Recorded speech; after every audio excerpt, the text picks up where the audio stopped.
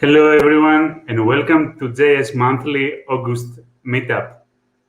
I'm your host for today's meetup and I'm going to share with you some announcements and 3 great speakers. Okay, let me share my screen.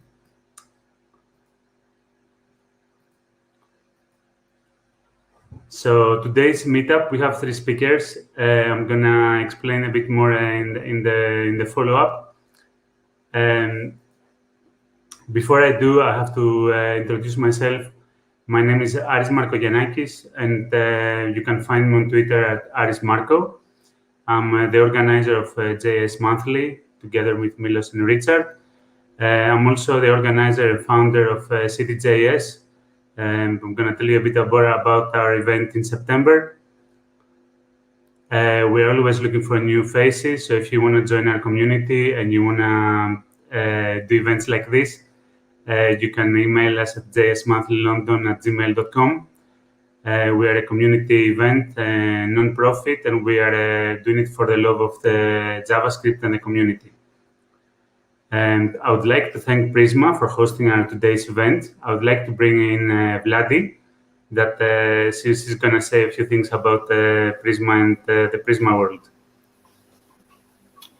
Hi, thank you so much for having me here, Aris. I'm thrilled to be talking about Prisma today. First of all, my name is Vladi. I'm a customer success manager for Prisma.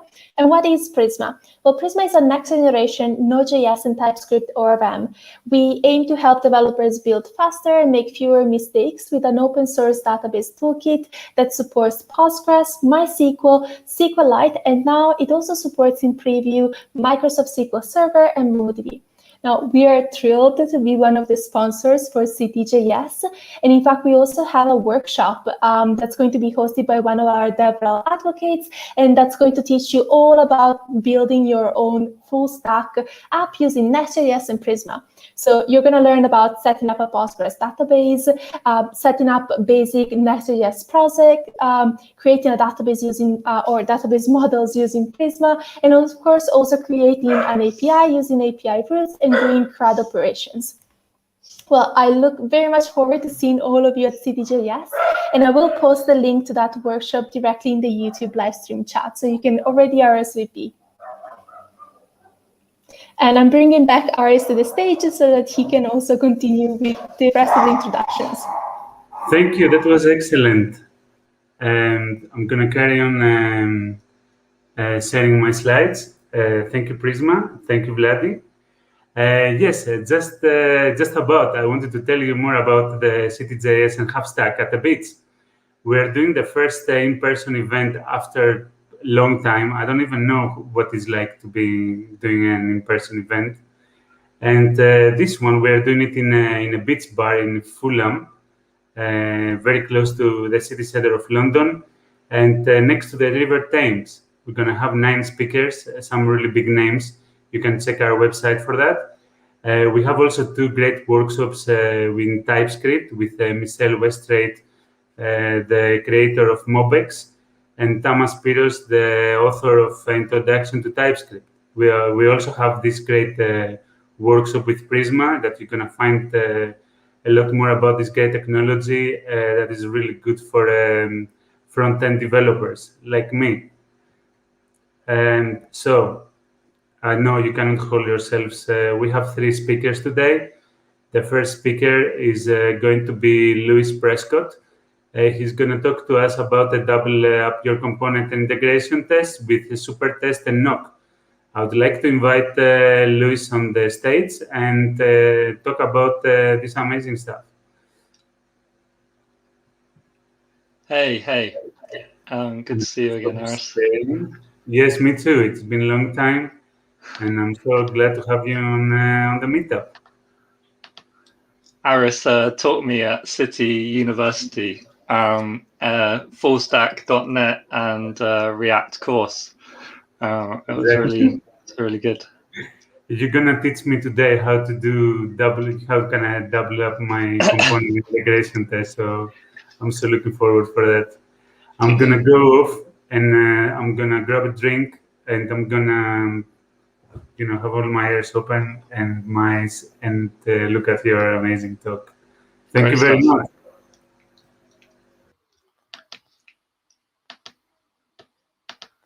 I'm just going to start sharing my screen.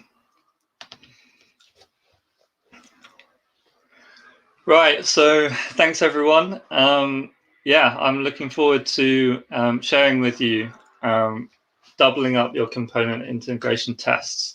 So what do I mean by that? Let me tell you a bit about me first. So I am a QA lead currently at Seracare, and I do all kinds of testing. I work with all kinds of technologies. So I'm not just a JavaScript guy. So hold off on me if you see any code that is quite terrible. So last year during the pandemic, I was working for Cancer Research. Cancer Research is obviously a large charity within the UK, and I was on furlough 20% of the time. So I got the opportunity to spend time creating a online course, which was the first time I'd done that. And it takes a lot of hours to create a course, but obviously it puts me up with all of these leading people within the test industry, and probably people you know, like Andrew Jones, who runs the Test Automation University. Previously, I also worked for ASOS, where I learned my trade in development and things like that. So yeah, that's a bit about me. So what are you going to learn today? Hopefully you will learn a bit about Supertest and how you can test your APIs using JavaScript, how you can use Nock to mock out some of your API requests, and then you can, by optimizing with this, you can also turn your component tests into your integration tests. So how did I discover this? So back in the day when I worked at Cancer Research, we had multiple components to our application. So if you think about a charity, we have fundraisers. In order to have a fundraiser, you have to have an event, and you have to have people fundraising for that event. So when you're creating your microservices, we split it into two teams. One is for our fundraising pages, and one is for creating our events. So when we come about testing that from an end-to-end solution, we want to test it with the events for our fundraising pages. So we have that dependency in our microservice, and nobody's got time for testing, right? At the end of the day, we need to make it as easy as possible for the fundraising team to be able to create fundraising pages as part of the test in order to make sure that we're rolling out our new features really quickly. So I looked at creating an API wrapper. So in order for us to run our end-to-end tests, our end-to-end tests we're running in Cypress, we needed to have access to the APIs and the integration that the events team were looking after. So it sat in a completely different repository, and we already knew that the unit, the component, and the integration tests were covered within that first repository.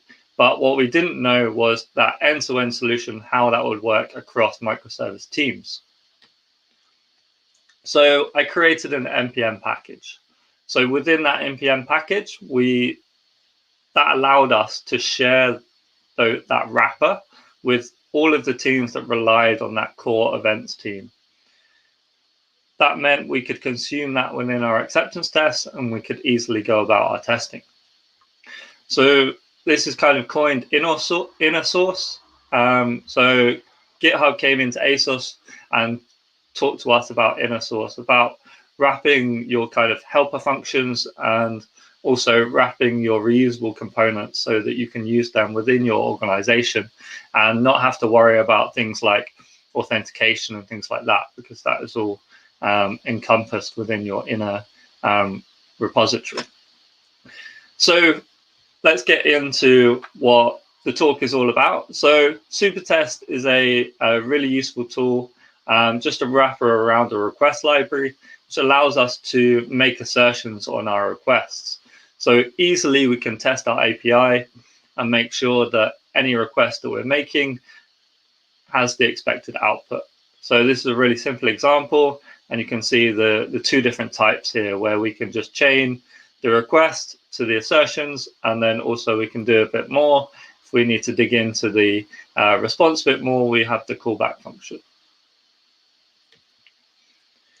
So where does Nock come in? So Nock is a library which allows us to intercept those API requests and reply with a response. So your traditional mocking of, okay, this is what requests we're making inside our tests, and this is what we want the reply to be. So this is really useful in terms of, obviously, when you're rendering your components or you're making a call out to a third-party system that you don't want to make a call out to, we can use this library to allow us to do that. So the other thing that's great about Nock, which I discovered when I was using it, so going back to the API wrapper, the API wrapper that I built had component tests and it had integration tests. So this allowed me to make sure that when I was making any changes to that API wrapper, which now had consumers, right? People within the charity would be able to use it. So I didn't want to break anything if I was changing the version or whatever. So I had these tests built into the actual repository itself. And knockoff true is the environment variable which allowed me to switch between using my mocks and actually hitting the API endpoint. So within the CI pipeline, I wanted to make sure that I can actually hit a real environment that exists in the charity's ecosystem. And I wanted to make sure that my component test run to make sure that I hadn't broken any functionality that I had built inside the wrapper. So what do we mean by component and integration tests? Just to be super clear, the component test is just limiting it to the specific code that I've written. So when we're talking about the API wrapper, I'm not making any calls out to any external dependencies. I'm just testing that specific function. And Martin Fowler said about this was, in theory, a system with excellent component tests, and this was a really simple wrapper that I was building. It had no real logic applied to it. Should be bug-free, right? But that's not always the case. In practice, there's lots of things that lurk around in the interactions between components, and that's where the integration tests come in. So we want to determine whether the units that have been built integrate together and work seamlessly.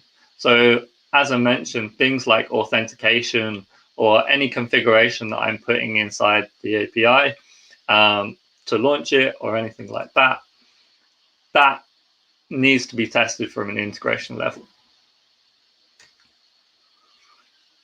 So the benefits of mocking, right, are the stability of my tests and the reliability that my tests aren't going to break if someone makes a change to the environment that I'm testing against. So it's super reliable. And integration tests inherently have dependencies that you can't control sometimes. Obviously, with Dockerizing things or putting some container, you can obviously mitigate that risk. And third parties. So in my current role, we work a lot with third parties. As we're a startup, we're scaling massively. We've purchased a few things to get us off the ground. So third parties are inherent inside our testing, and we don't want to be testing those, right? They're what we pay for, so we just mock those out. So integration has its own kind of difficulties, but mocks don't test everything.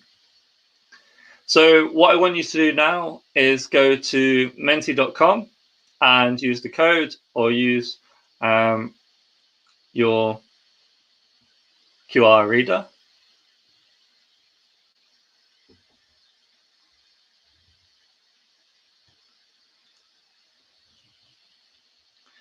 So I want you to answer 2 questions. The first question is this one. Who does component and integration testing on their front end? And then the second question we'll come back to later, but it's just about some conversations that I've had recently that I'd like to discuss with the community.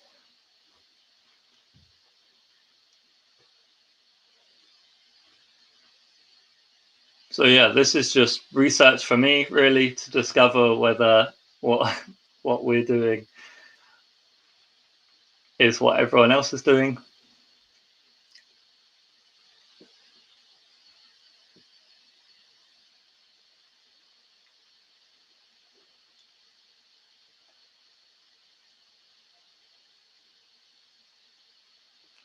Yeah, someone said mine would be neither, and I forgot yesterday. I meant to add a don't know or yeah, none option, but I didn't add that. So yeah, I'll assume there's also some people who say none. Yeah.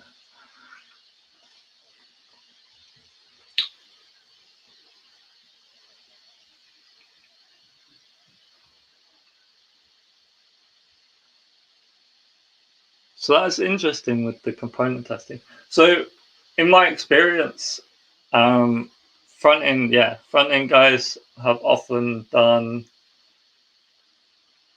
component testing and seen that as kind of the assurance that what they've built is good, right? And the rest of it is down to the responsibility of someone else. But that's interesting. It's good to know.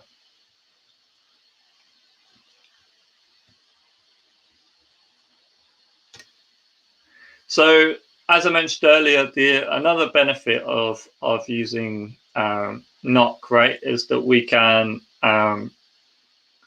use it inside our JavaScript framework. So I'm using React here. So we've got an Axios call to get users. So we can use it in both ways that I've just described, using that knock off environment variable. So we can use it to return the mock that we're expecting, so we can check that the React component renders successfully. Also, we can check that in our CI pipeline, when we want to run a smoke test against our React app, we can turn knock off, and then we can actually hit the real API endpoint to check that it's worked successfully. So I'm going to show you how that works now.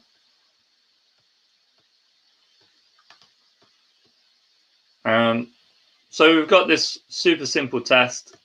I said earlier to not knock me on my JavaScript skills. So it just loads the user's component, finds the specific text. So I've got this React app, which renders me a list of users. So we're just going to find my email address, and we're going to expect that to be in the document. I don't think I have increased the size of this, unfortunately, so it's pretty small.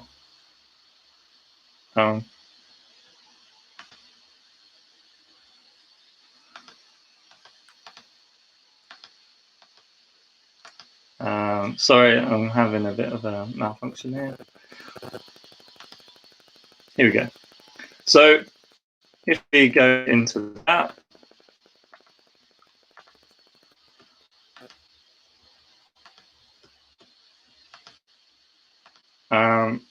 and we run npm test. So the npm test command is running the knock tests. So it's going to return the mocked component. So you can see it's rendered the users. So this is this test here. So I'm replying with mock nock.com, and that returns me the component. So now if I run my smoke test, this is turning Nock off, and so this is going to hit the real component. And I've got my server running in the background, so which renders my list.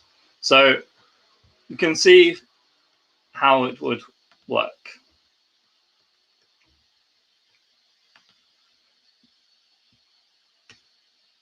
So coming on to my next question that hopefully you've all answered.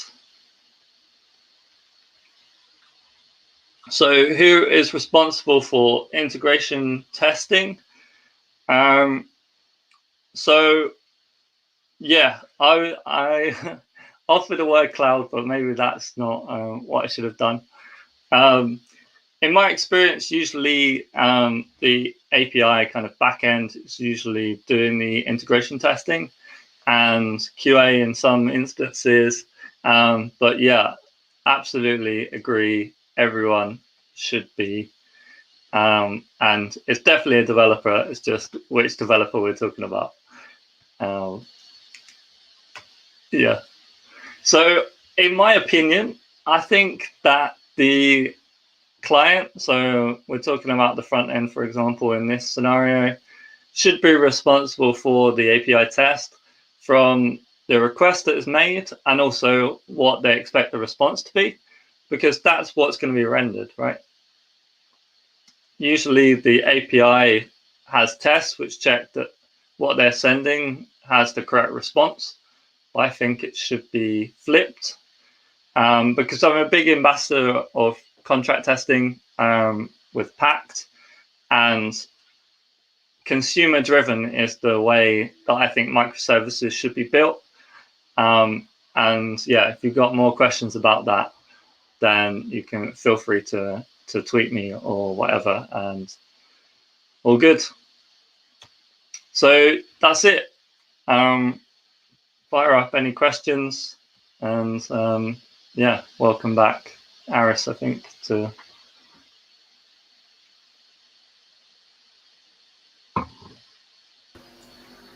That was great. Thank you very much. No worries. So yeah, no, it's a big question currently. I don't know if Daniel wants to come as well to have a chat about your talk. It's quite a big question because a lot of big teams, they have like dedicated people like testers that they do the tests. Like a developer normally codes the code, writes the unit tests. And then there's the person that knows everything about the app, and that person does the full journey and tests and everything. And you're relying just a person to do everything for you, just to make sure. So yeah, so Daniel, what do you think of the talk? What is your thoughts? That was very awesome. I'm a software engineer as well. I've worked many years in the front end. Not right now, I'm working more in the back end.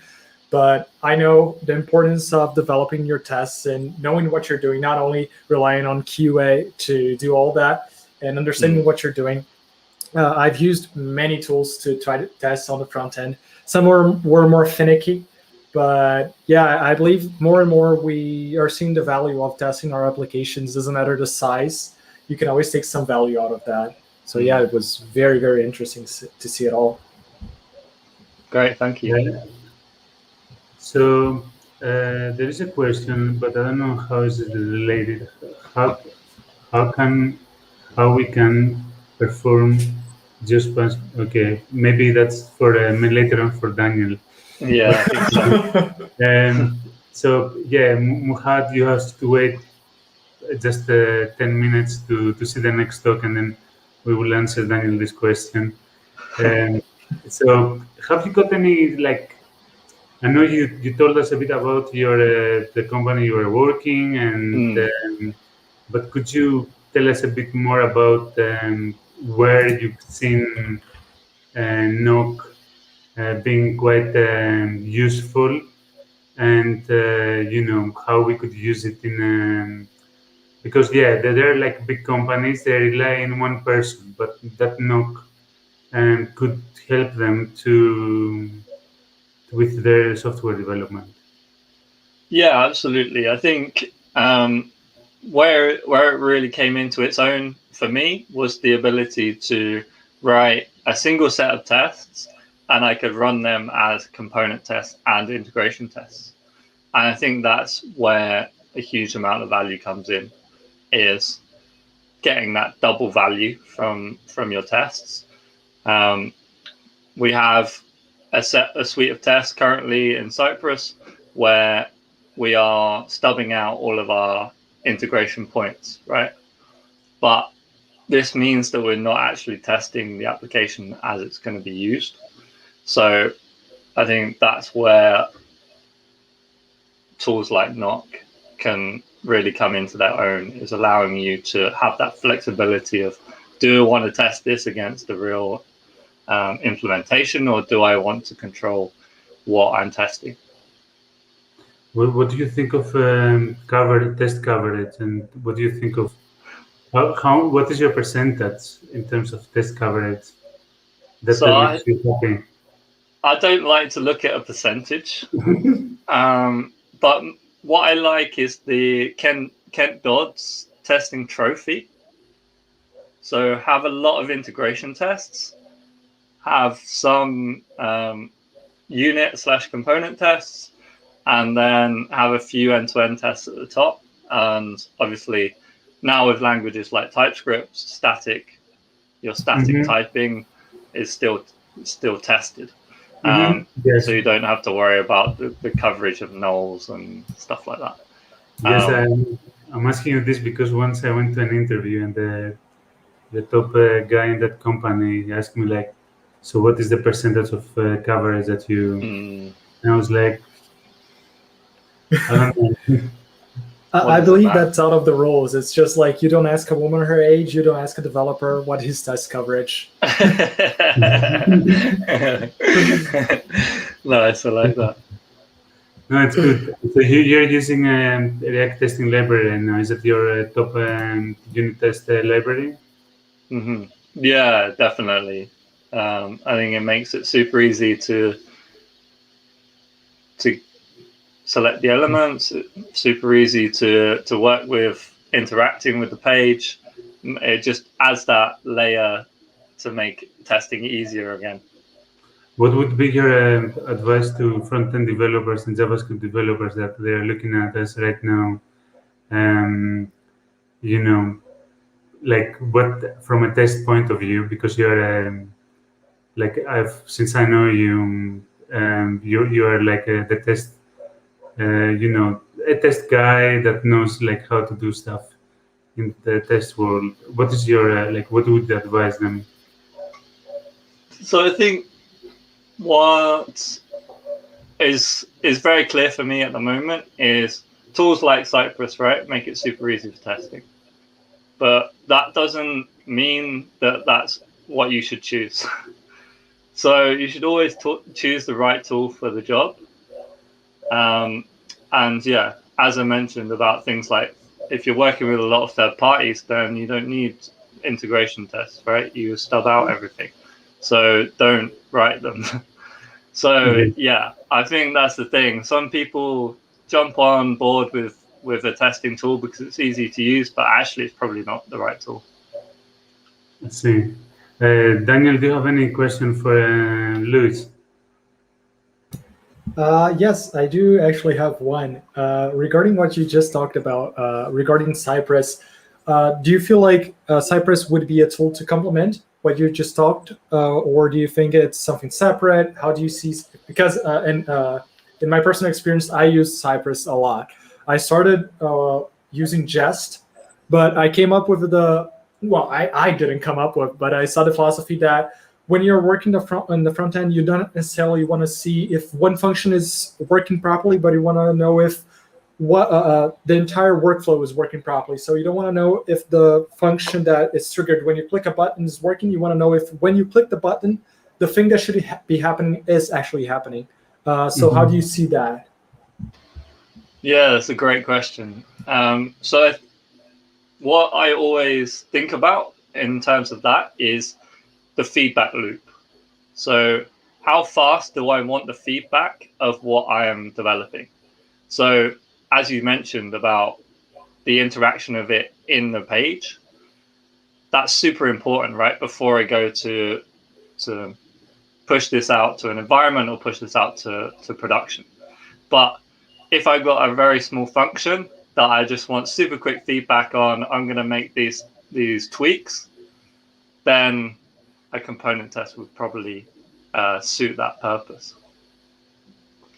Does that answer your question? Yes, I believe it does. Thank you very much, Cool, Luis. great. That was quite informative. The whole talk and the Q&A. We're going to jump now to the next speaker. Luis, thank you very much. Great, thank you. I hope you stay and we have a chat with Daniel afterwards. Definitely. It's nice to see you again, and congratulations. It was a good talk. Yeah, great to see you again, man. Hopefully in person next time. Yes, for a beer in person. Yeah, 100%. Okay, so we're gonna go through now a heavily connected data applications with Daniel. He's talking to us straight from Portugal. So yeah, that's the main benefit of this online world, that we can connect with everyone. So yeah, the floor is yours. I'm looking forward to know more, and we go from there. Thank you very much, Aris. Let me share my screen with you guys.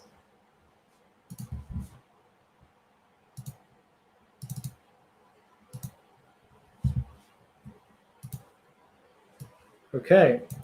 So as Aris already introduced me, my name is Daniel, and I'll be talking about heavily connected data applications. That's a really big name for a very common problem that most of us developers have already faced once in our lifetime. If we didn't face it yet, don't worry, you will. Well, a little bit more about me before we start. I'm Daniel Olavio. I'm a software engineer at Lagi. That's an amazing company, a technology company that's working in the worlds of connecting Brazil with logistics. So if you know Brazil, Brazil is a massive country, bigger than Europe. So it's a real big challenge, and we are very happy to tackle it. I'm as well a Prisma ambassador. So I'll be talking a little bit more about Prisma, and it's a tool that I have a lot of love for. If you want to know a little bit more about me, you can check my website at danielolavio.dev or in my Twitter at danielolavio.br. So, okay, the first thing that we got to understand is, what is the actual problem? What we're talking about here? What is the problem when we are talking about relationing data in our databases, and why it can get so hard? Because when we're talking about small applications, that's no problem. We can connect one table to the other, many to many, one to many. That's not a big deal. But when it comes to very large applications, that could be a really big problem. So here's a really great quote from Robert C. Martin, and he says, "Database schemas are notoriously volatile, extremely concrete, and highly dependent on. This is one reason why the interface between object-oriented applications and databases is so difficult to manage, and why schema updates are generally painful." Well, if you don't know Robert, he's a writer of Clean Architecture, one of the greatest books for any developer, and I could not agree more with him. If you ever needed to work on an application that had to talk with a really big database, and the data had to be very connected, so all your models needed to understand and know about each other, and things needed to be in one place and another place, and things needed to know about itself. So it's very complex, and it can be really, really hard if you don't have the right tool to do with it. So that's what we're looking for. What are the tools that are available to us as developers that we can use to make our lives a little bit easier? We're past the times that we had to create the queries by hand and write all our SQL queries and everything. Fortunately, we don't necessarily have to do that anymore. We still can, but that's no longer necessary. We have great ORMs, there are object relational mappings that help us connect our application to our database. So we're going to be looking at the three most used, well, not the three most used, but some of the most used ORMs in the market today. There are Sequelize, TypeORM, and Prisma. So let's take a look. First of all, I want to let you guys know that I got all these examples from their docs. So trying to be not trying to convince you that one is better or trying to use different queries. All of these examples are from their docs, so you can go there and check it out. So the first one, we are looking at Sequelize. It's very, very simple to define your models or your tables, if you prefer to call it like that. But there's one problem that, at least for me, it's a big deal, that we cannot realize what we're doing exactly when we look at a first glance. So if I stop and read, okay, Sequelize define, okay, assume the movies, the name of my table, and then I have an object that defines what are my columns and what are their data types, but it doesn't look like very table-y, or doesn't resemble a table all that much. And if you look down a little bit more, we're defining our many-to-many relation right there between our movies and our actors. It's kind of hard to understand everything that's going on there and how it's connecting both of them.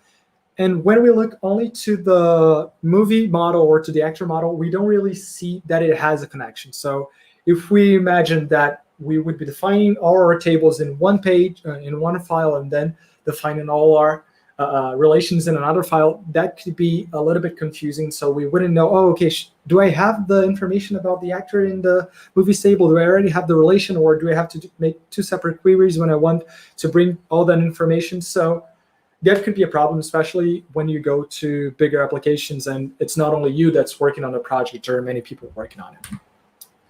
Next, we have TypeORM. I don't know about you guys, but this one falls very close to my heart. It was the first ORM that I've used. And I believe it's a really good ORM. It has some really great features. So different from Sequelize, you can already see that it looks a little bit more like a table. So you can see, oh, okay, it's well divided. So I know that the ID is a column, then the name is a column. It even has the decorator telling me that's a column. The ID has the primary generated column. So I know, okay, this might be generated in some way, and it's my primary key. If the person doesn't really understand that, it can be a little bit tricky. And when we go to the question model, we have all its data, and then in the end we have the many-to-many relation in the joint table decorator, telling that we have categories there that are of type category. That's the class that we defined previously. I think it's very good, but I feel like there are some tricky points when it comes to that.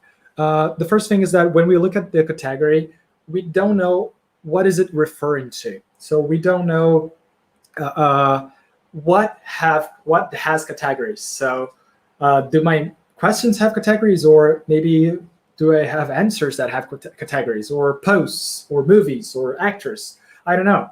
What is the relation that it has? So it can be a little bit tricky. And the second one, that could be a little bit nitpicking, but it's not so beginner friendly. So we have names that we are used to seeing as developers as many-to-many, primary keys, joint tables. But new developers or people that are just getting started in the world of programming and they want to tackle databases, they're probably not going to understand what a many-to-many is. They can understand there are many things to many things, but what does it mean? It can be a little bit complex using this terminology sometimes. And lastly, we have Prisma. And as I said, I started with TypeORM, but nowadays, I believe every single application that I've been able to develop, the data models and the entire database, I've used Prisma. And there's a great reason for that. It's very, very intuitive. As you can see, Prisma is not like the others. First of all, we're not working in a JavaScript or TypeScript file. We're working in what we call the schema.prisma. It's our Prisma file.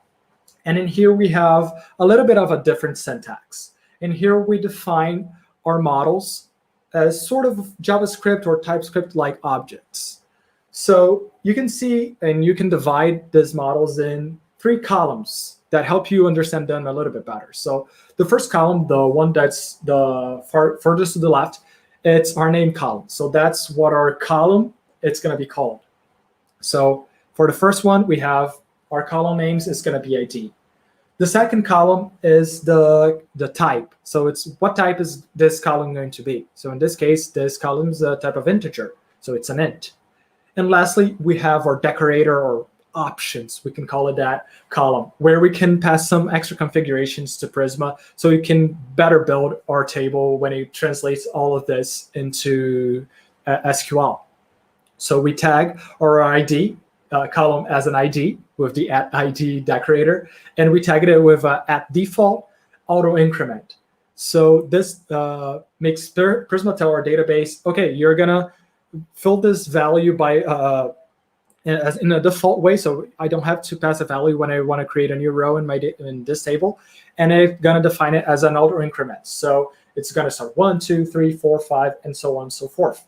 And I could pass maybe a CUID or a UUID if I wanted to generate my IDs in a different way that was not sequential.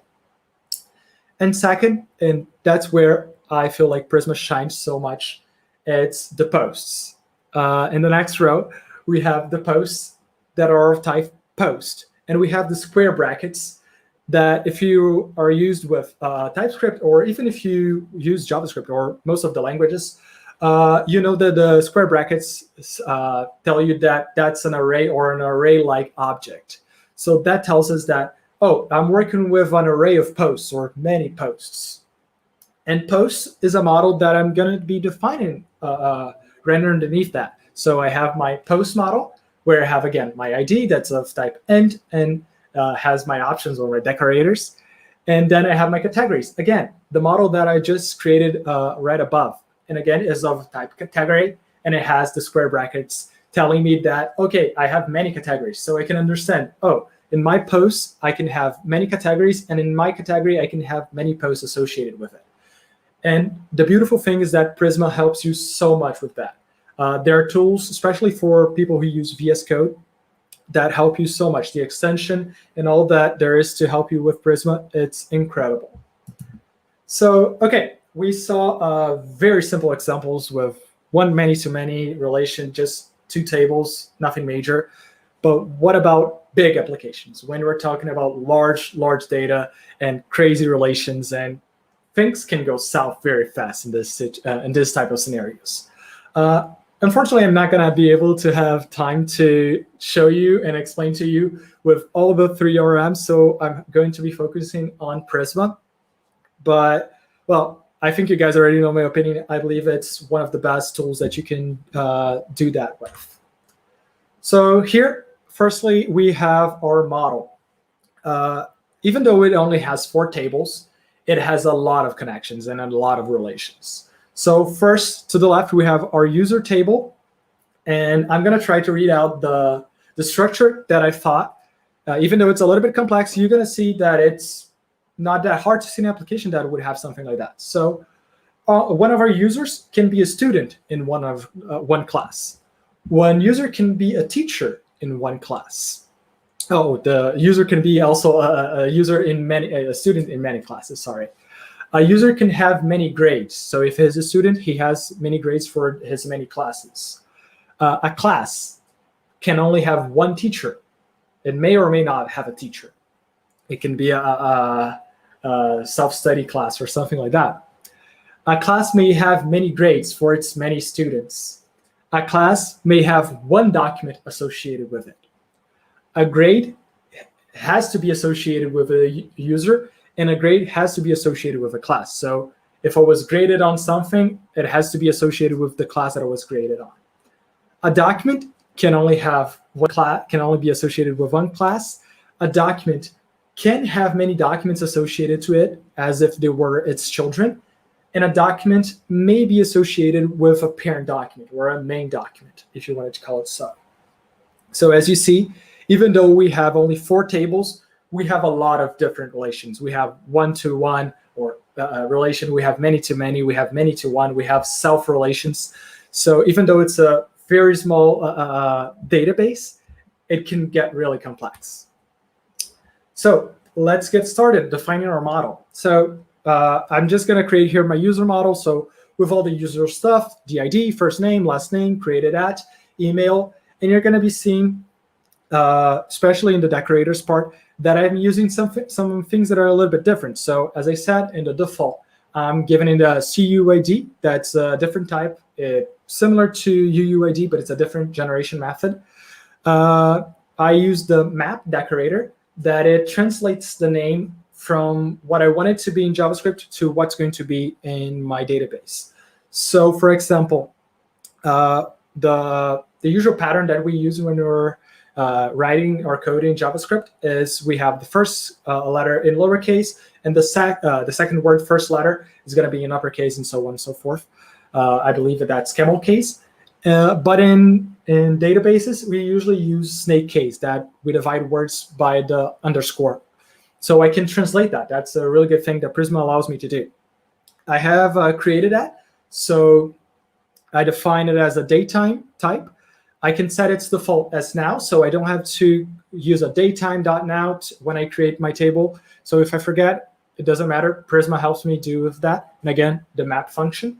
And the email, I tag it as a unique. So whenever a user signs up, I am guaranteed that email is only used once in my database. So I don't have to make validations in the backend or in the front end to deal with that. When I try to insert that into the database, if it's already there, it's going to error out. Okay, so let's go to the relations.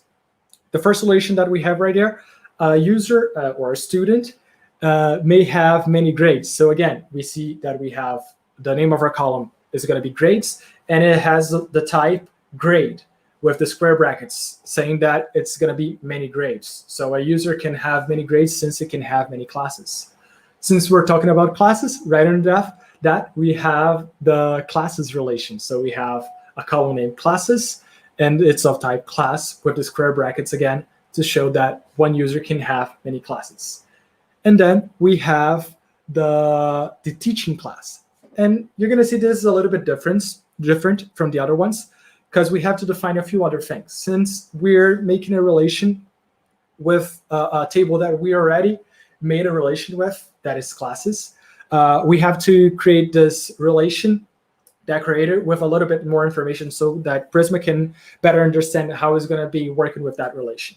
It's nothing major, so I create a name for my relation. I give the fields that it's going to be using in my model to find what its unique ID, and the reference in the other in the class in the other table.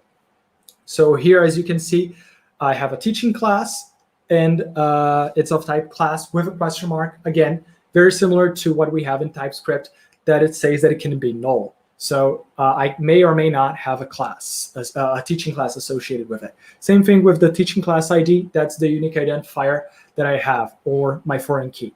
And then in the end, we have our last decorator. That's for entire table. So I define my model with uppercase U, but I want in singular. In the database, I want it to be users, so I can map that as well. Next, we have the grade model. So again, the same boilerplate, the ID, the value, that's going to be our actual grade. And then we have the actual definition of our relations. So the grade may be associated with a user, that's of type user. And we have the association that we have. So we use the @relation decorator saying, okay, you're going to be using the user ID as your key, and it's going to be referencing the ID in the user table. And again, we have the user ID, and we use the map function again to translate the name to our database. Same thing for the class. So we have a class. It's of type class. Again, if you notice, these ones don't have question marks. So in Prisma, when we don't add the question mark, it means that it's mandatory to have that field. If it has a question mark, it can be null or it can be empty. So in the class, again, we have the relation with our class ID. That's our foreign key, and it references the ID in the class table. Again, we're remapping the name to grades instead of grade. We have now the class model. Again, boilerplate, the ID, the name of the class, our relation with grades, same as we had in the user model. So we have grade with the square brackets, student. It's going to be a relation with user with square brackets. And then we have the teacher, that's a user with a question mark, because a class may or may not have a teacher. And again, we're using the at relation because we are making two separate relations with the user table, as I talked previously. That's why we have to give it a name. So here we're referencing the class teacher as we did in the user model. And lastly, we have the document relation. Class may have a document associated with it, so it may or may not have a class associated document associated with it. So it's a document of type document with the question mark. It has a relation that's going to be looking for the document ID as its foreign key and referencing the ID in the document table as its primary key. And we remap it, the name of the table to classes. And lastly, we have the document. And here I think it's where it gets a little bit more tricky because we're going to be dealing with self-relations. So again, boilerplate, ID, title, content, created at, all the good stuff. That's all, we're all used to that. But right here, it's where we have something that's a little bit weird. So we have one column called complementary documents that's of type document. And document, it's the model that I'm defining right now, so it's sort of recursive. And I give it a relation of name document to document. Underneath that, I have a main document that's of type document with a question mark, meaning that it may or may not have a main document. Again, with the relation name of document to document, and the field that it's going to be looking at, it's the main document ID and referencing the ID. And underneath that, we have the main document ID that's of type string with a question mark because it can be optional because it may or may not be there. What we're doing, we're sort of joining all the parts that we needed to create these relations into one single table, into one single model. And we're telling Prisma, okay, so you're going to be able to reference yourself sort of like a comment way, trying to create sort of a tree-like structure. So I can be a document and I can have many complementary documents that are associated with me. And I'm not going to have any parent document, any main documents associated. But the documents that are my complementary documents are going to have me as their main document. It can be kind of blurry, but I believe we're going to see that working a little bit better in the next few slides. And then we have the class relation. Again, very simple, what we've seen before. And it's optional because our complementary documents are not associated with our class. They don't have to be. They could, but they don't have to be. So that's one perk that we have. Okay, after all that, we created a model. It was very complex, but very easy to get us at the same time. How do we query all this data? How do we connect our database, what we just created, to our API? How do we make this connection? And that's where we start using the beautiful Prisma client. That it's another very good tool that the Prisma team has developed for us. That's very, very simple to use. So here I have 3 different queries that could be used in this type of application. First of all, I'm going to actually be generating my data. So first of all, I instantiate my Prisma client. I create a new instance of it.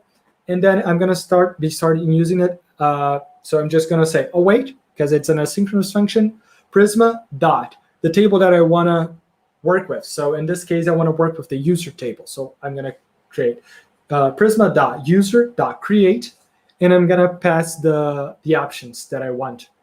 So for the data, I'm going to say that the email is peter@mail.com. The first name is Peter. The last name is Smith. And right here is some really interesting thing. I'm going to say, okay, he has classes. And right there, I can choose to either connect to a class or create. Or even if I don't know if this class already exists, I can say, oh, create or connect. And I can tell, oh, if it's already there, just connect to that. If it not, create this new class with the following instructions. We're not going to be using that for now, but it's a really good trick that you have with Prisma. So we create a new class with all the data that it needs. In this case, the only data that we need to pass to our class is the name. So we call it Prisma 101. Next, we're going to create our teacher. So we're gonna do it the same all over again. Await prisma.user.create. So I'm gonna pass all its data. So the email is daniel@mail.com. First name Daniel, last name Ferreira, and the teaching class this time, not the classes. It's gonna be the class that we created already. So we, instead of saying create, we're gonna be saying connect and pass the name. That's a unique identifier. As we saw here, we could use any field that is either tagged as an ID or as a unique, that then Prisma can verify and validate that it's only going to be finding one instance of that in our database. And then lastly, we're going to be grading a little bit. So now we're going to say await prisma.grade, that's our table, create, and we're going to say, okay, the data is the value. So we graded the student 8. In the class, it's going to be the Prisma 101. So we're going to be connecting it to the Prisma 101 as we did before. And we're going to be connecting with a user. And again, we're going to use whatever field is tagged with the unique or the ID decorator. So in this case, remember that we used the @unique decorator for the email in the user. Here, that's why we can use it in the connect. Awesome. Now we're going to be creating a few documents. So we're going to be creating the first document that's going to be called complex data relations. The content's going to be, it's not that hard with Prisma. And we're going to be connecting it with the Prisma 101 class. Next, we're going to be creating our secondary document or a complementary document. So in order to us to do that, we're going to do the same. So title, simple data relations, content. It's very easy with Prisma. And now instead of saying that it has a class associated with it, we're going to associate it with a main document. So the main document is sort of our parent document, the one that's above us. So we're going to say connect with the document that has the title complex data relations. Again, we can do that with the title because we tagged the title with the @unique decorator when we were describing our models. Now let's go and let's start querying our data. And you can see that it's just as easy as creating our data. So we're gonna use our instance of Prisma again, and we're gonna choose a table. So .class .findMany. And there we're gonna be able to pass a little bit more options. So we can say where. So we can say, okay, what we're looking for. So we're looking for the class that has the name Prisma 101. And we can say, oh, I want you to include these relations. I want you to bring me all the students that this class has. I want you to bring me all the grades that this class have. I want you to bring me all the teacher that this class has. And I want you to bring me the document that's associated with this class. And that's all that you have to do to get all those relations in your query. We're going to see the result of that very shortly. Next, we want to find our students. So we want to know who are our students in our class. So we can just say prisma.user.findMany, where the teaching class, oh, sorry, we're going to bring the teacher from that class. We're going to be saying where teaching class and the name of our teaching class. So the Prisma 101, and that will bring me the teacher for that class. And remember, we're not querying for that in the classes table. We're querying for that in the users table. So that's really good, and that's really that makes our life so much easier because it's so much more versatile to be able to query for data in different tables or in different environments. And lastly, we're gonna be looking for our documents. So we're gonna find all of our documents. So find many, where the title. So here we're using a really good feature from Prisma that is the contains. So wherever the title contains the word relations. And I want you to include the complementary documents. So it's going to bring me all the instances that have the relations word in the title. And it's going to bring me as well all its complementary documents. One thing that is really good to mention is that Prisma is 100% integrated with TypeScript. So whenever you type await Prisma dot is going to show you all the tables that you have available. It generates all of your tables and all your typings when you first create your schema. So it's a really great topic, but I'm not going to go in depth with that because that would be a whole different talk. So, okay, let's take a look of the results that we got with this query. So first of all, we're going to be looking at the first query, the find many for our class and all its relations. So here I had to divide it into separate boxes because it was way too big to fit in my screen. So we receive an array because we asked for many. That's why you use find many, but we could have used find one or, find unique, find first, and so on. But in this case, we use find many. So it brought me the Prisma 101. It brought me the ID, the name, the document ID that it has associated with it, the list of students, and this became because we asked it to bring it along with the include. Same thing for the grades. The grades, it brings me all the objects that are associated with it. The teacher, again, because of our include, and it gives me the name of the teacher and all its data, and the document that's associated with it, and again, all of its data. Next, we have our query for the teacher of a certain class, but made inside of the user table. And in this case, we didn't ask for it to bring the class as well. In this case, we only asked, only bring me the user. I don't want to know any other information. The only thing that I want to know that he's the teacher for this class. So this is what we got here. We don't need to know extra information, or we don't need to bring information that we don't really need at this query. That's a really great advantage. And again, it's in between square brackets because we use find many, so it's going to return to us an array with all the matching entries in our database. Lastly, we have the response for our document. And in here, I would like to spend a little bit more time because it can be a little bit weird what it's doing. So the first entry goes from all the way to the top to the last document that we have there. And it has the title, that's complex data relations, the content, that it's not that hard with Prisma, the created at, the main document is set as null since this document doesn't have any parent document or main document associated with it, but it has complementary documents. It has an array of complementary documents since it can have many, but in this case, it only has one, that is the simple data relations. And it's bringing me that because, again, I used the include keyword, the include option, and said, bring me the complementary documents as well. So that's why it brought me the simple data relations. And underneath that, we have, again, the simple data relations. Why? Because it's another entry in our database. And we asked for all the entries that have the word relations, and it does have the word relations. So it's going to show up in our query when we look for that. And it showed up before because it was in a complementary documents, but it didn't have anything to do with the query part. It had to do with the including part, with the relation.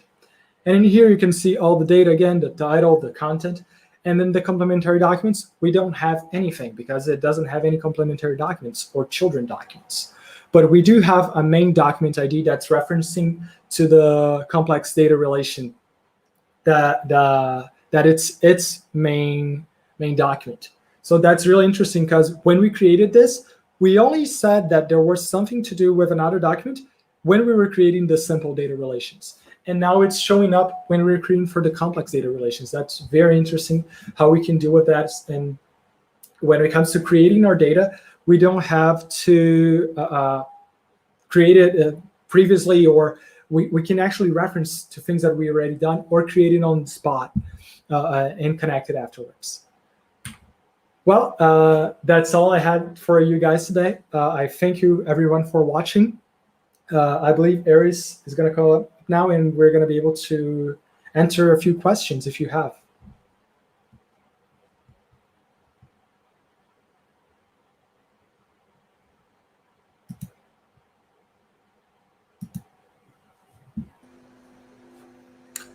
Oh, that was excellent. I like this so much. Let me see. There was this question before. I don't know if we can answer it. How can we perform geospatial MongoDB query in Prisma? That's a really good question. I know that in Mongo we can use geospatial locations that's going to save our latitude and longitude, and I believe we can query it saying, oh, I want it to be this far away from this point. I'm not quite sure that Prisma supports it right now. Since we're still in preview mode, I don't think this feature is enabled, but you can always go to the Prisma Slack and let people know and ask there. They're surely going to help you. Or in the Prisma docs, you can see the references there. They're really good to read. I used to, yeah, when I first did learn about Prisma, I created I was using like a Google Map application with locations, and I was storing the longitude and the latitude inside Prisma, but any kind of when I was getting the results back, I was finding some libraries that they were going to help me do my calculations and try to find. So yeah, it's quite helpful for Prisma to get data, but I think for that kind of specific, kind of function, you probably use something on top of that. Yes, probably. Yeah, and so yeah, you had a journey coming to Prisma, and I don't know if also Lucy wants to join us.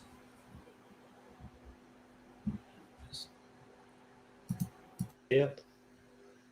Hello. Yeah, hello back. Have you used Prisma, Luis? I haven't personally. I thought it was really interesting. We use React Query at Sarah, and yeah, I think it would be really interesting to investigate this. Yeah, it's quite useful for sometimes when you're in a startup, you want to start a project, you don't have a backend developer, you don't know where to start. Let's say you want to use Next.js, you can create an API folder in your pages, and you can host Prisma quite easily. And then you can just run things so quickly, and you have the backend running for you. So yeah, that's how I started, using it. But yeah, for a test person, would you see any kind of use, anything that you would like to use from Prisma for what you learned today? Yeah, so I guess one question I have is, obviously it's super easy to set up your schemas and query, but how do you kind of structure your data so it doesn't get kind of out of hand, Yes, that's a great question. I believe that's a work the developer has to train a lot. I believe that's not necessarily on Prisma's hands. It gives you a great tool to visualize how you're creating your data and to see how you're structuring it. So when you're going to be working with it, how you're going to query, how you're going to create your data. I believe Prisma helps you a lot, enabling you to look at all your tables and enabling you to look at your schema. And with the Prisma CLI, you can use the migrations, everything, to help you try to better create versions for your database. But I believe that when it comes to actually knowing and making your application future-proof, that you're going to be able to scale well, it's a little bit more towards the developer, not necessarily with the tool. Yeah, completely understand that.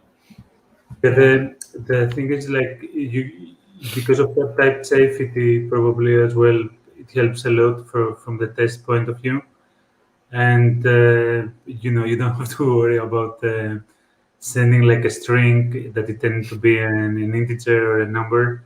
Yes. And, yes. Yeah. No, it's quite good. The type safety with Prisma was the one thing that brought me into it, and all the rest made me stay. I remember I learned about Prisma in a YouTube video that was recommended. I was working with TypeORM and I was pretty happy. But when I saw it has more integration with types, let's give it a try. And the schema was simple to use. and it was very interesting to query the data. And the application was under heavy development, so you would be able to see new versions coming out almost every week. I believe we just released the 2.30 release with a bunch of new features, with new databases being supported. We just released the preview for MongoDB. So it's a really great tool that's growing so much, and I see so much being developed in the future as well. So that's why I'm sticking with Prisma. Yeah, it's really good. So yeah, what is? Have you got any example of projects that you used Prisma and you know it went really well? Yes, I actually have one great case. That's a situation that was similar to what we were saying, that we had a project. It was a client's portal that we're developing for a client. And he said in the first meetings that he had a backend, we were going to have access to his API and everything. So we're like, oh, that's going to be all good. But in the end, there was no backend. He didn't have anything. He had his databases that he wanted us to use. And it was everything on SQL Server. And I was like, oh, that's going to be a pain. Okay, so are you going to pay for us to do a backend? Then he was like, no. I want you guys to build it. You can query in the front end. I was like, we're not going to be doing the queries in the front end. That's not going to work well. So we did what you said. We actually used Next.js and the API routes to make sort of protect the queries that we're making in the database so that it wouldn't get exposed in the front end. And it was super easy to set up. And at that time, I believe Prisma was just releasing the SQL Server integration. And after that, we actually had to move on from SQL Server because of Next.js. Since we were using a serverless environment, we went with Postgres, and it was super easy to set up with the PG bouncer and everything. Prisma made it a great experience. And the project was a great success. The client, in the end, was very happy. We were able to actually use testing with Cypress, and we mocked our database calls and our API routes. So that was very good. So yeah, we were able to do something so much faster, even though it was probably not in the best way. It was a little bit rushed in some parts, and the API routes, some things were a little bit crammed. It was still very easy to work, very easy to navigate. And when other developers came in to join the work, they could easily understand what was happening. They could easily understand the data models and how everything was talking to each other. That probably, because you mentioned testing and Cypress, that brings me to ask a question to Luis, and maybe you can answer as well. How would you use Nock with Prisma? Because it's a third party. So, Luis, what is your take? I don't know whether you need Nock in this scenario, because Prisma's abstraction layer kind of does the job for you. So, because you've got your typing on your data and everything like that, I don't think you should use it. Going back to my choose the right tool for the job, I don't think you should use it in this scenario. It reminds me when I was doing the classes with Luis, we're using the entity framework from .NET. That's very, very, very similar. Even when I was using Cake PHP, you were able to create your models and everything. Everything was like MVC, and you were running one command, and it was generating all the stuff for you. And you were able to generate your data and start using queries, similar to what Prisma does. But things moved on a lot to the front end, and it's quite powerful that we have this kind of tools. But yeah, no, it's great. We're gonna wrap up and move to the next speaker, which is Ben, and he's going to take our brains out with machine learning and some of the cool stuff that he's developing.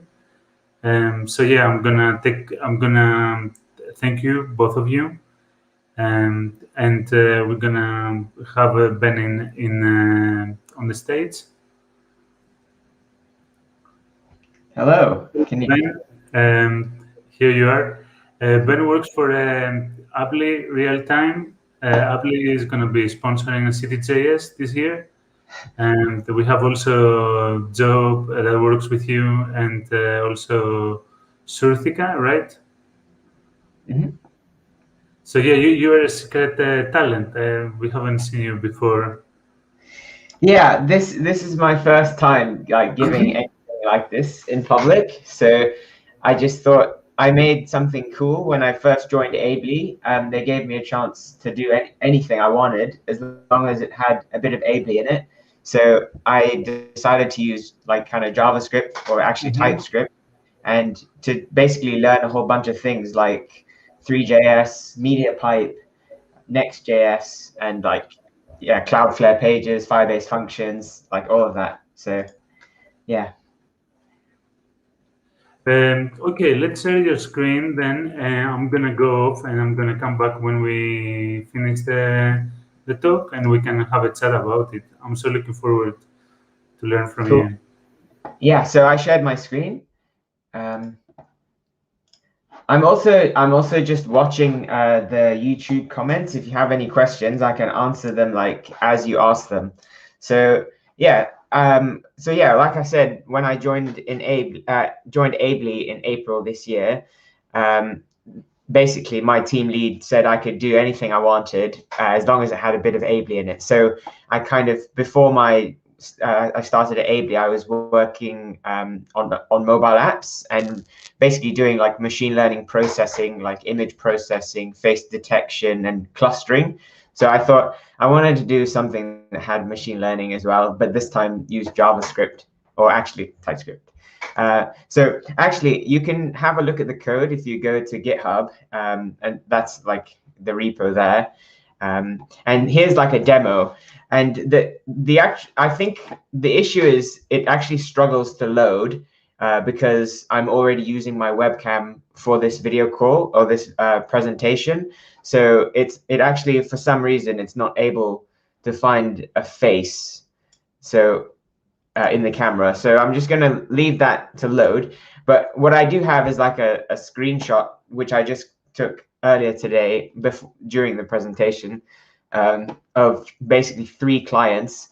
And maybe what you can do is also try it yourself. And I put a link in the YouTube comments. If you visit that, you can try and connect, press the green connect button, and you can basically join kind of the call. And maybe I'll see you here. So if you connect into the call, it should display on this page. So yeah, so what I wanted to do was explain like some of the things that I use to build this. So if you actually go to the website, there's a list of technologies I used. So the first one is like Next.js. So what Vercel says what this is kind of the best developer experience with features you need for production, for static site generation, and oh, you can't see the link in the chat. Sorry, let me. So I think it's, so I've just sent the link again. So static site generation is when you kind of render all the React kind of files into like HTML, CSS, and JavaScript without any without kind of having to run a server to run the processing when someone visits your site. So it's already generated. So it's only like static files that need to be downloaded by the client. So that kind of makes it really quick.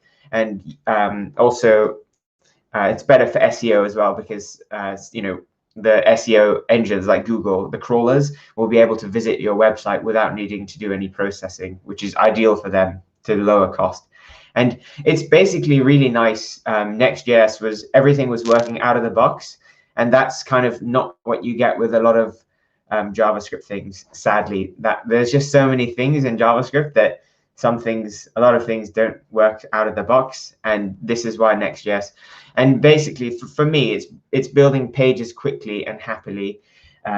So like we can have a look at kind of the page. So I've only got 2 pages here, which is the home page, and it's quite a small page, and then the video room, which is a bit longer, which is what you see. This is the home page, and this is kind of the video room where you can pick your face, the color of your face. Oh, so we have a few people connected, one person, and yeah, so that's kind of the first thing that allowed me to make this page and kind of show the page.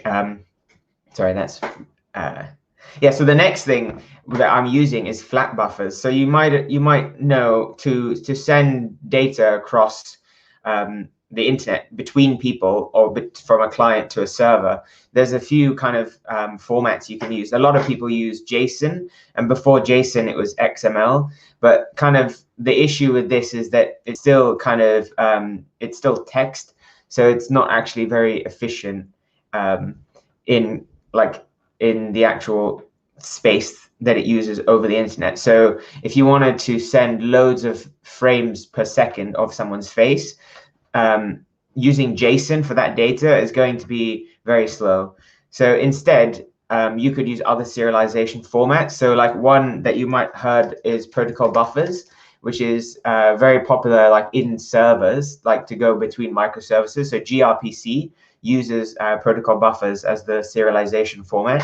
But actually, protocol buffers in this case wasn't that efficient, because specifically, I think in the JavaScript library, or maybe generally in protocol buffers generally, they didn't support float 32 or kind of smaller data types for numbers that I wanted to use. So every time, so I had, for example, a float 32 array. If I serialized it into a protocol buffer, it would be casted to a float 64 array, and then it would basically take, instead of 2 kilobytes, it would take 4 kilobytes. So I've basically increased the size of my messages and basically cost more data for the user and for my servers. So to reduce the number of data being used, like in kilobytes, I basically use flat buffers instead. So it's basically made by Google, and it was used by a lot of games actually to send data and also to save data on the device, like Android apps, for example. But the only thing with flat buffers is that it's quite a verbose API, but it's still less verbose than manually serializing it. So, and it's sometimes worth it. So I wanted to show, maybe if I can actually find, yeah, so actually wonder, yeah, so for example, when I wanted to create like a flat buffer, there's actually a lot of code to use here. I mean, this is auto-generated, but actually it's been a while. Oh yeah, so face message is where I actually create. So if I want to encode into a flat buffer, I have to kind of, it's quite a basic API. It's not as simple as protocol buffers, but if I wanted to serialize it manually, which is what I did initially to avoid using like a dependency, then there's a lot of messing around with int arrays and data views, and then kind of copying data back and forth, and casting types. So that was actually, so moving to flat buffers was a great thing because it reduced the complexity and also handled more complicated cases. For example, if you want to serialize a certain, let me just uncomment this code so we can see the syntax highlighting.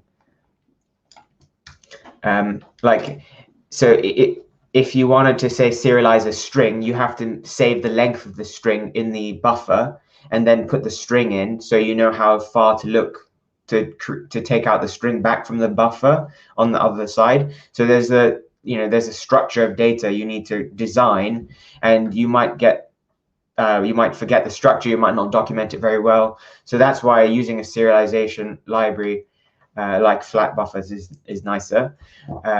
So yeah, if you need performance, go to flat buffers, but protocol buffers is more commonly used. And so MediaPipe is basically the library that generates the face based off your webcam.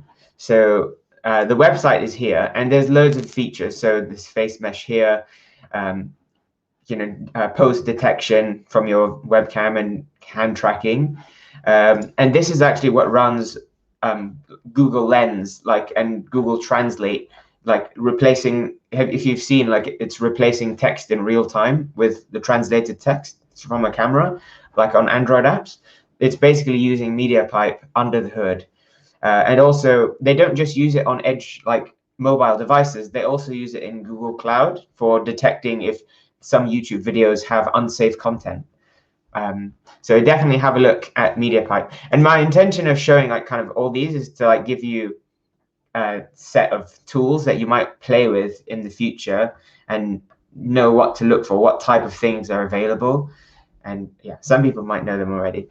The most complicated thing that I kind of did was playing around with Three.js. So in this, you can actually use your like WASD keys to move your face around.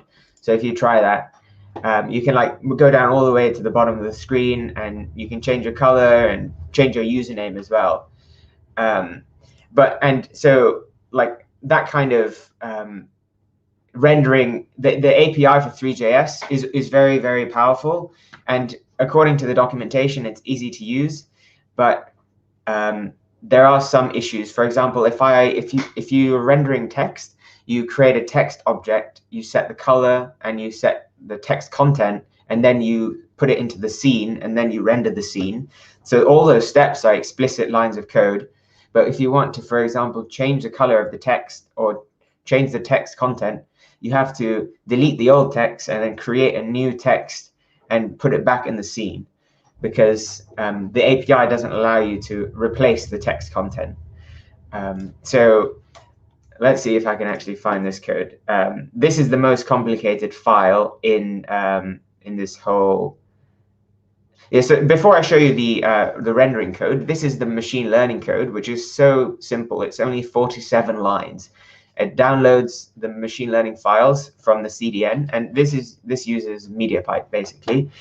You set some options, and then you just set this callback, which basically this is just my app that has this callback, but you give a callback to the on results, and then when you give an image to this holistic object, you send an image to it, this callback will be called. So it's like an asynchronous API.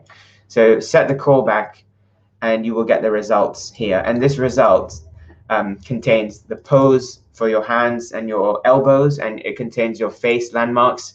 So there's quite a lot of landmarks here for your eyes, your nose, and basically your whole like face, and like also your hand. So this is why actually it's called holistic, because it takes into account like kind of not just your face, not just your hand, not just your pose, but also like everything. So it's called the holistic model. So it's really simple to use. So you should play around with it. There was actually a memory leak which we found in it.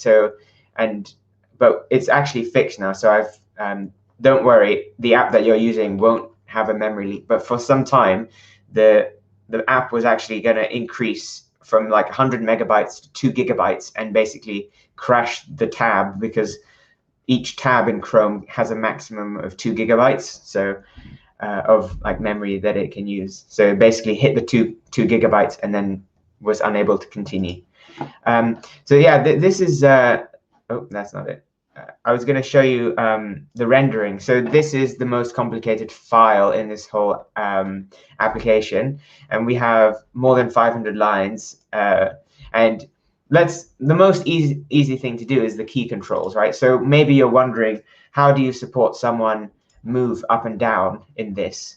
So what we do is we keep the state of the offset of the person, of the face in the whole area, and then when someone moves or presses up, actually when someone presses down on the key, then we'll move, if they press arrow down, we'll move the face left, or if they move left, then we'll move it left. But also we want to support A, and we also want to support if they press shift as well.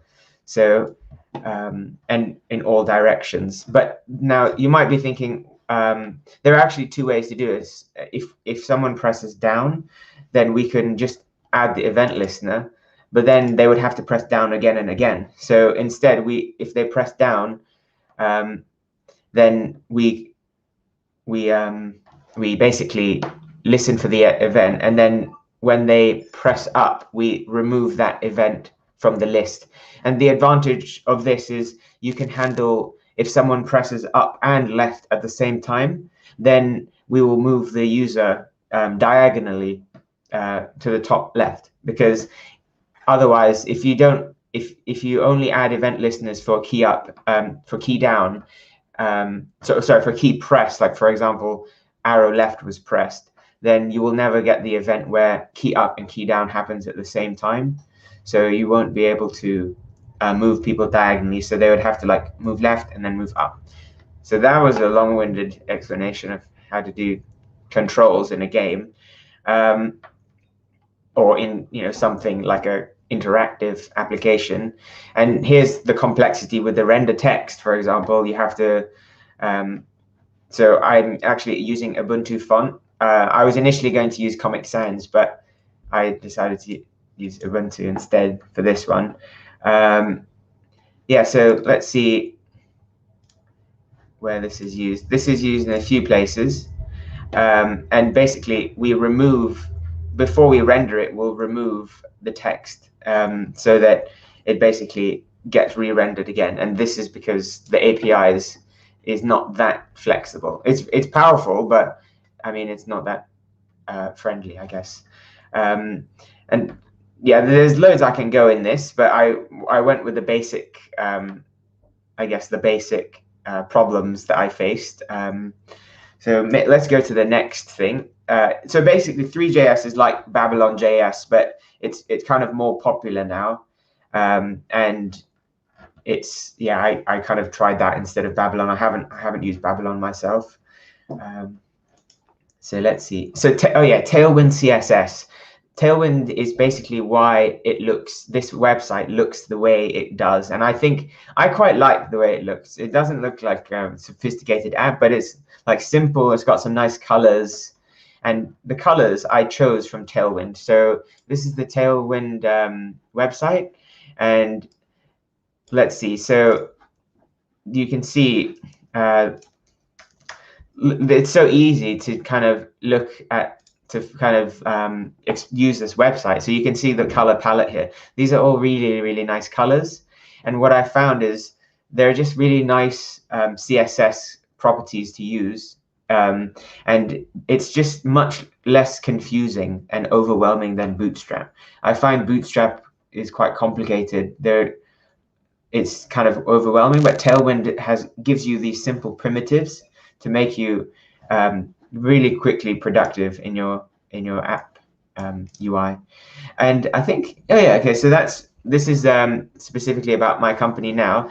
I work here, and I've worked here since April this year, and we're growing. And also I'm actually not a JavaScript developer, so I only did that because I played with TypeScript and JavaScript before, and I wanted to make an app that people can easily use without having to install a mobile app, for example. So for my demo, I used like a website, but actually I work on the Flutter SDK, and hopefully we're going to do a release tomorrow. But you can use it already. There's a release currently, but that our release is going to add push notification support for Flutter.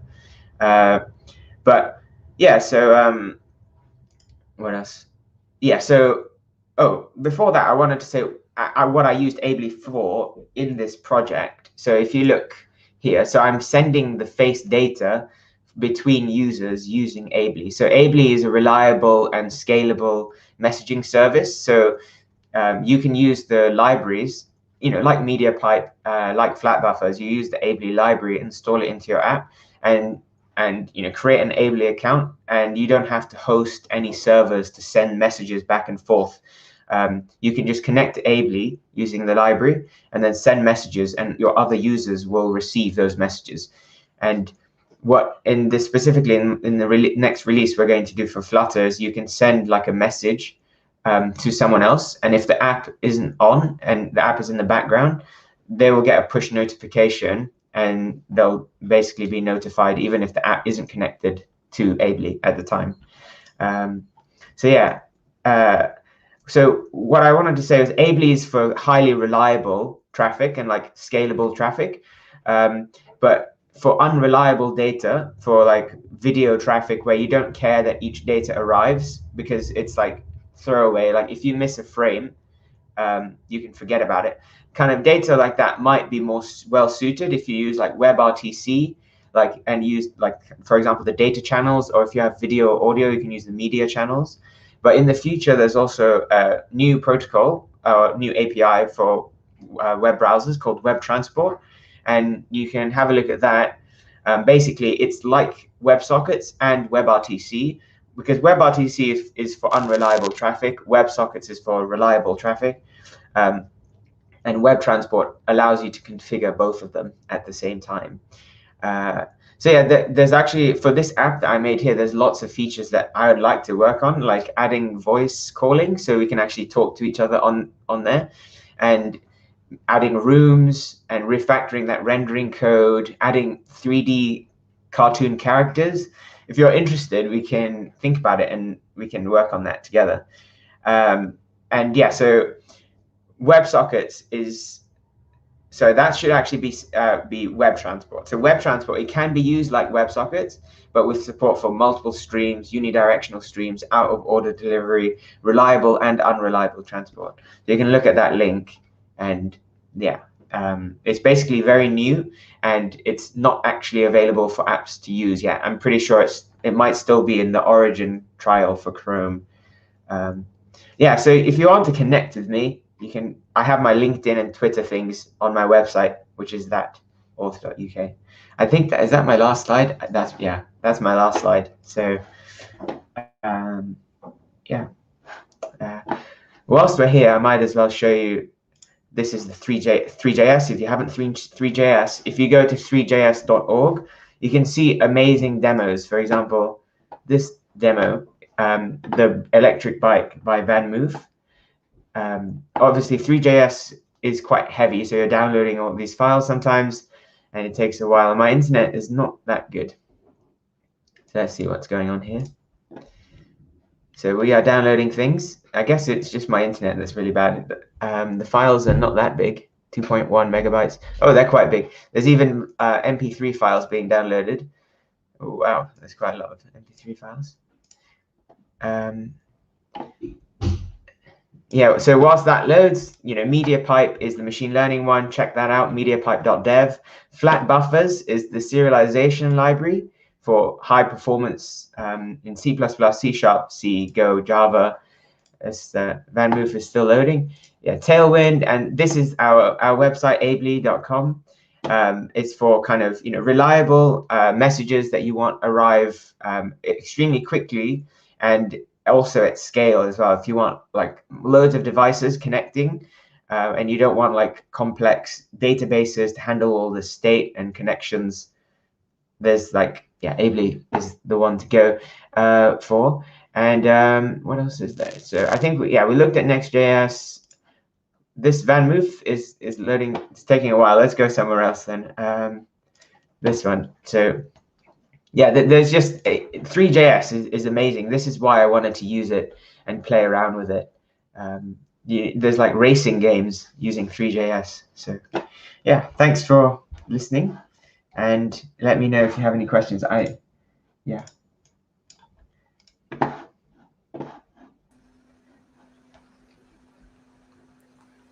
That was super cool.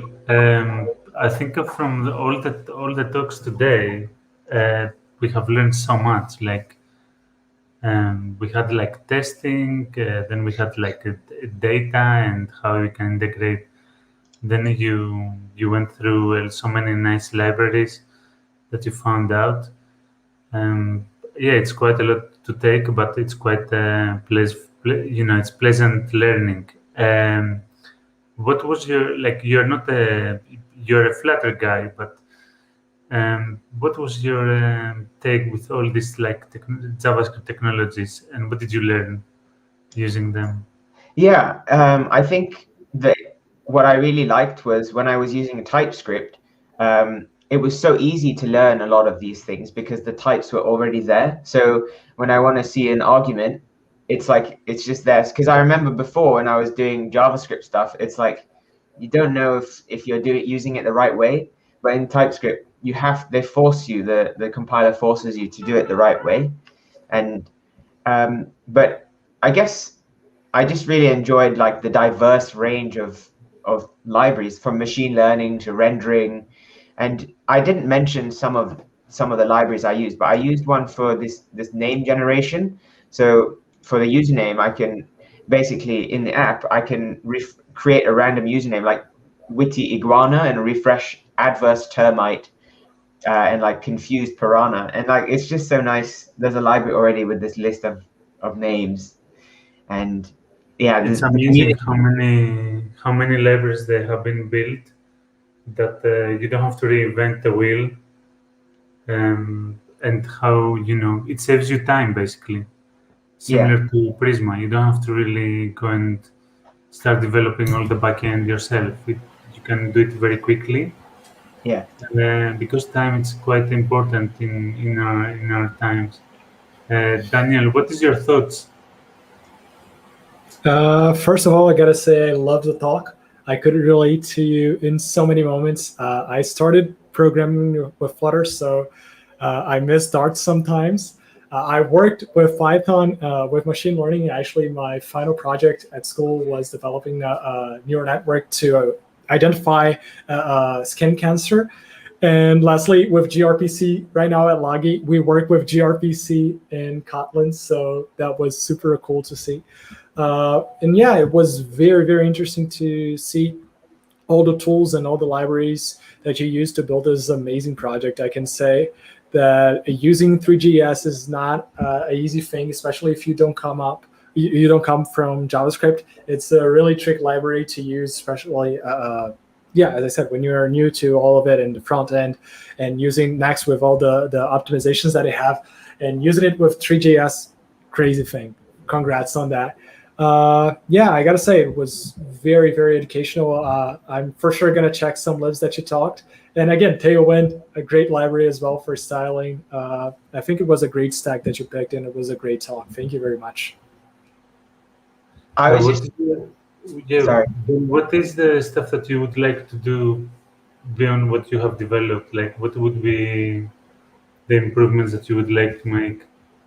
Yeah, I think the Three.js stuff is the most exciting because like it's actually just wrapping my head around that render loop and getting it to work correctly without kind of not rendering some frames or rendering too many frames than necessary. Because if you're using the same data and rendering another frame, that's just wasting resources. But if you're not rendering quickly enough, then it's going to be laggy. So I think I got the performance just okay, but I want to render something cooler. So like 3D cartoon characters, that would be quite cool. That's my main interest, but maybe like adding voice calling using WebRTC, that would be quite cool as well, just to play with WebRTC. So. I don't know if Danny, do you have any other questions? I have one, but if you have one, I can ask mine after yours. I do have one. You said you plan on developing rooms and that kind of stuff. I assume you're going to be developing user registering and all that authentication. What do you plan to use for your database? Yeah, so so before I didn't actually think about user registration at all. Actually, I was just thinking if a user just has like if you just put a string in and you will find another room. That shouldn't require any kind of user data. But if you want to kick people and all that stuff, then it does become slightly more complicated. But yeah, I think I'll definitely give that a go, Prisma, because I haven't used it, but I've heard a lot about it, and I've seen on Hacker News as well. A lot of people are like really interested in it. So. Whenever you're up to it, just hit me up. I would love to join the project. I was actually checking the GitHub, and it sounds really interesting. Cool. Ben, we are web people, and we do front end stuff. And a lot of times, we have like this React Native, we have Ionic. You know where I'm heading off, right? I'm gonna ask you the $1 million question. Would you use React Native and Ionic instead of using Flutter? Yeah, I mean, so Ionic is kind of like very outdated and didn't get as much popularity as React Native. But so React Native and Flutter is like a very, very hot topic, I think. And before I would say there's a lot more hype with Flutter because React Native came first and the hype kind of went away because people started using it for real businesses and applications. But earlier this year, Google announced Flutter being used in Toyota cars and even for the Ubuntu installation screen. And it's going to be used more throughout Ubuntu. I think I'm going to just kind of go with the hype for Flutter.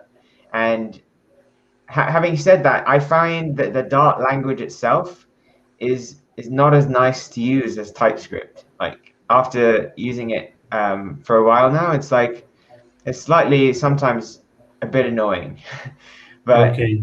Yeah, but it's much better than Java. Can I ask you, integrating from Flutter 1.4, the version 1 to version 2, is it really a painful thing to do? If you have the Flutter version with version 1 and then going to version 2, is it easy to migrate from that version to the from 1 to 2? So that's one thing that the Flutter team and the Dart team are really good at, the migration tools. Okay. I haven't actually had to migrate any projects, so there's no issues. But for the null safety feature, they also had a kind of a tool to help you migrate to the non-null by default, and making everything kind of, if you want to make something null, then you have to make it optional.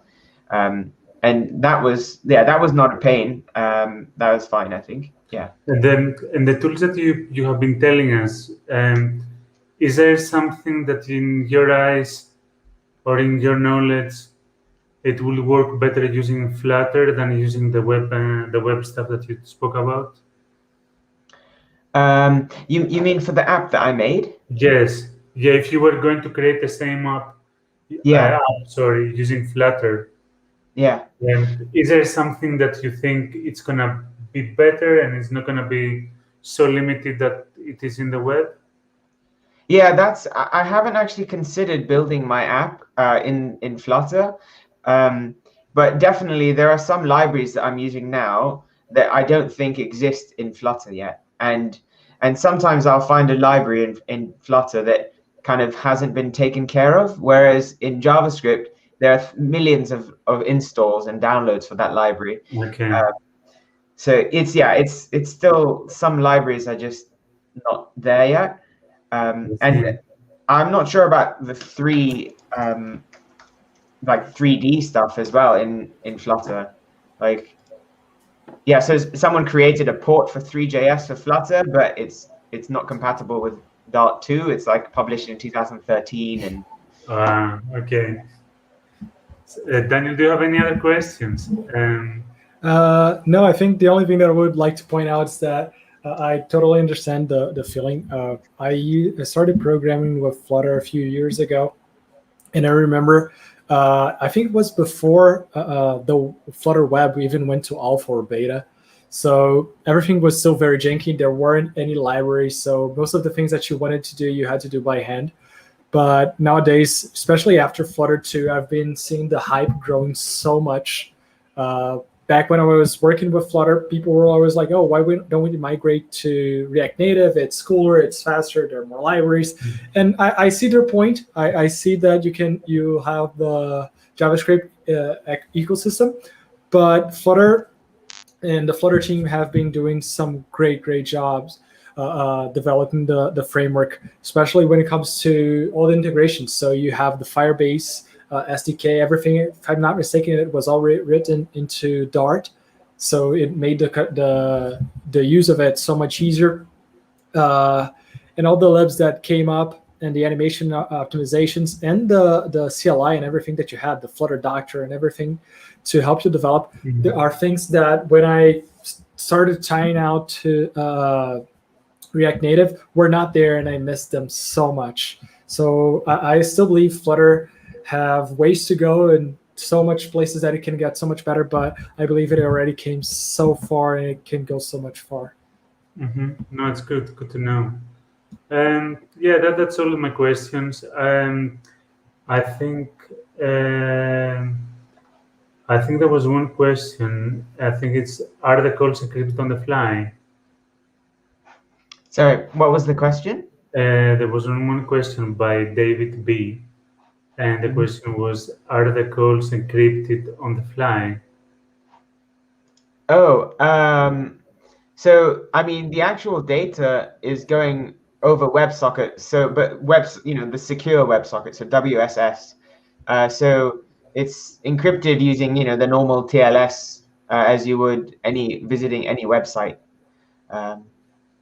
So yeah, they're encrypted, yeah. Here you go, David. That's for us for today. It was a quite exciting meetup in August. So we'll see you in September, a bit more relaxed. And after, I hope you still have time to have some summer holidays.